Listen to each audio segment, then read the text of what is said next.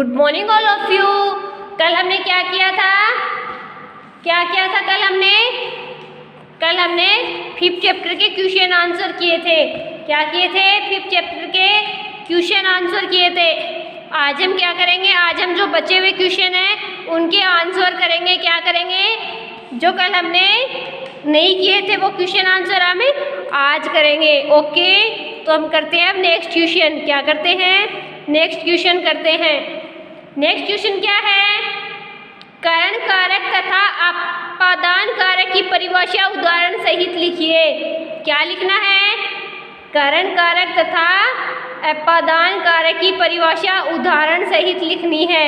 Okay, तो हम क्या करते हैं? कारण कारक तथा अपादान कारक की परिभाषा लिखते हैं। कारण कारक किसको कहते हैं? जिन वस्तु की सहायता से या जिस वस्तु के द्वारा कोई काम किया जाता है, कोई काम किया है उसे कारण कारक कहते हैं। जैसे मोहन कलम से लिख रहा है। मोहन कलम से लिख रहा है। मोहन किसकी सहायता से लिख रहा है? कलम की सहायता से। तो कलम क्या है? इसमें क्या है? कारण कारक है। तो क्या लिखेंगे? जिस वस्तु की सहायता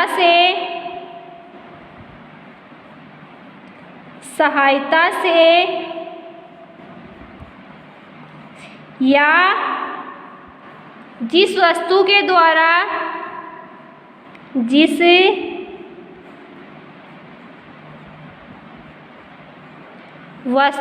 द्वारा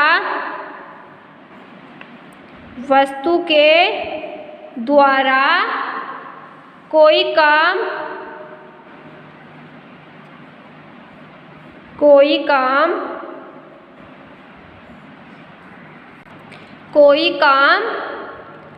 किया जाता है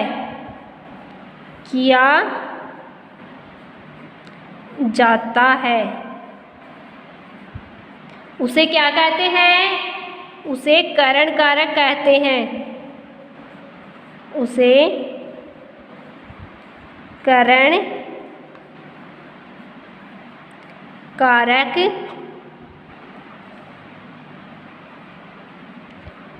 कहते हैं। जैसे इनका एक उदाहरण भी लिखना है।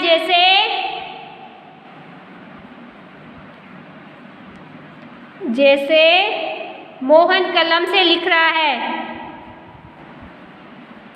मोहन कलम से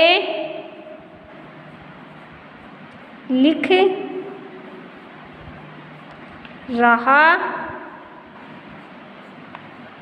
है। मोहन किससे लिख रहा है? मोहन कलम से लिख रहा है। किससे लिख रहा है? कलम से। तो इसमें कलम क्या है? कारण कारक है। कलम क्यों है कारण कारक? कारण कारक क्या होता है? जिस वस्तु की सहायता से, जिस वस्तु के द्वारा कोई काम किया जाता है। तो इसमें लिखा किसके द्वारा जा रहा है? कलम के द्वारा लिखा जा रहा है। तो कलम क्या है? कारण कारक है। क्या है? कारण कारक है।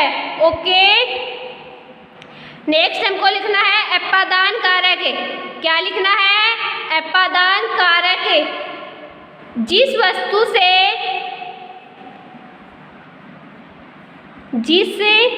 किसी वस्तु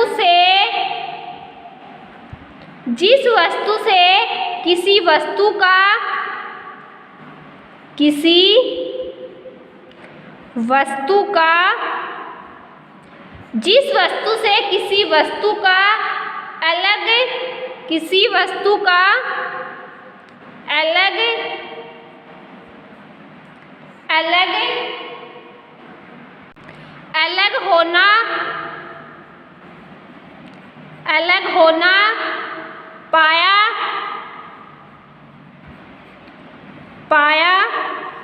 जाता है। अलग होना पाया जाता है। उसे अपादान कारक कहते हैं। उसे क्या कहते हैं? अपादान कारक कहते हैं। जैसे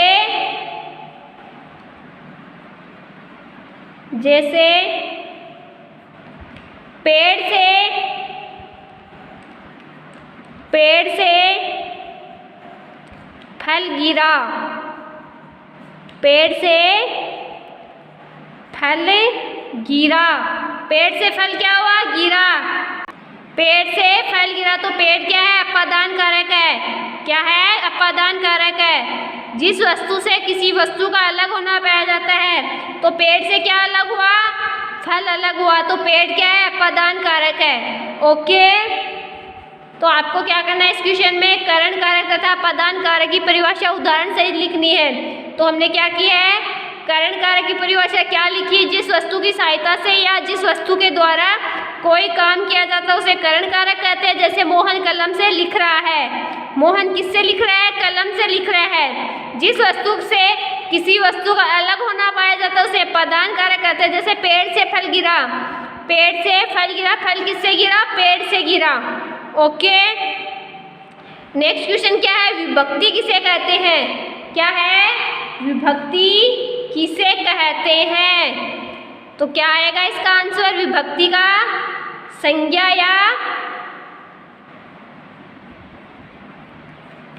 या सर्वनाम,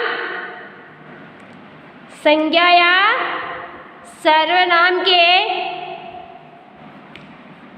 जिस संज्ञा या सर्वनाम के जिस रूप से उसका वाक्य की क्रिया, उसका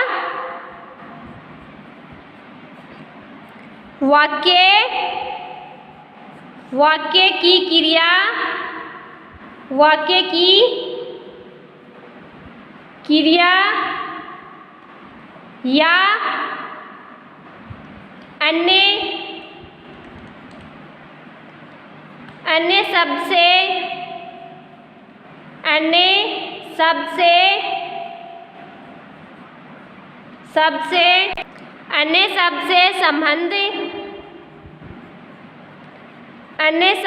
संबंध प्रकट होता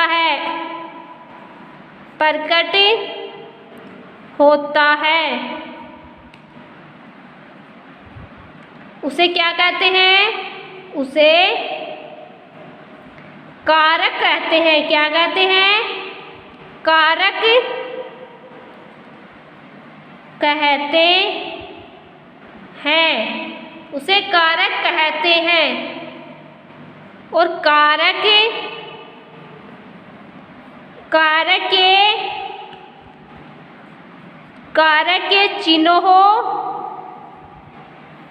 के चिन्हों को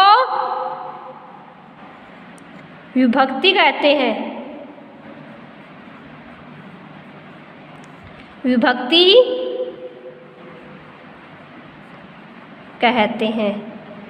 किसको कहते हैं? विभक्ति। कारक के चिन्हों को विभक्ति कहते हैं। ओके, नेक्स्ट क्वेश्चन क्या है?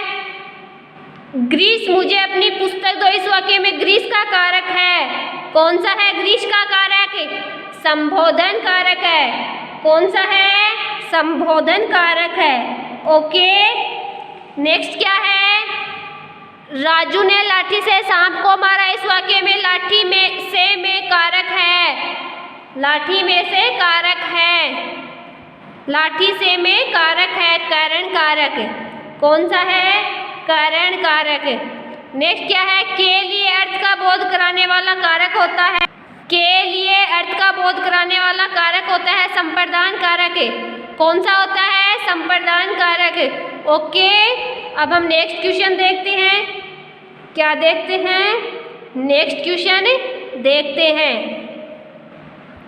नीचे दिए गए वाक्यों में सही कारक चिन्ह भरिए। नीचे दिए गए वाक्यों में सही कारक चिन्ह भरिए। क्या करने हैं? सही कारक चिन्ह भरने हैं। गरीबों फल बांट गया, गरीबों के लिए फल बांट गया, गरीबों के लिए फल बांट गया। महिला मोटरसाइकिल गिर गई, महिला मोटरसाइकिल से गिर गई। दीपिका स्कूटी आई है, दीपिका स्कूटी से आई है। पिताजी सभी को उपहार दिए, पिताजी ने। मछलियाँ पानी दे रही है, मछलियाँ पानी में दे रही है, मछलियाँ पानी में दे रही है। ओके, तो आज हमने क्या किया है? आज हमने चैप्टर 5 के क्वेश्चन आंसर को किया है। क्या किया है? चैप्टर 5 के क्वेश्चन आंसर को किया है। तो आपको क्या करना है? इन क्वेश्चन आंसर को आपको अपनी नोटबुक में अच्छे से राइट करना है। क्या करना है? अपनी नोटबुक में अच्छे से राइट करना है। ओके, और इनको अच्छे से राइट करना और इनको अच्छे से लर्न करना है। क्या करना है? अच्छे से लर्न करना है। ओके ओके बच्चों, आज के लिए इतना ही काफ़ी है। कल हम पढ़ेंगे नया टॉपिक। आज आप क्या करोगे? आज आप इन चैप्टर के क्वेश्चन आंसर को अपनी नोटबुक में अच्छे से राइट करोगे। ओके ओके बच्चों, थैंक यू बच्चों।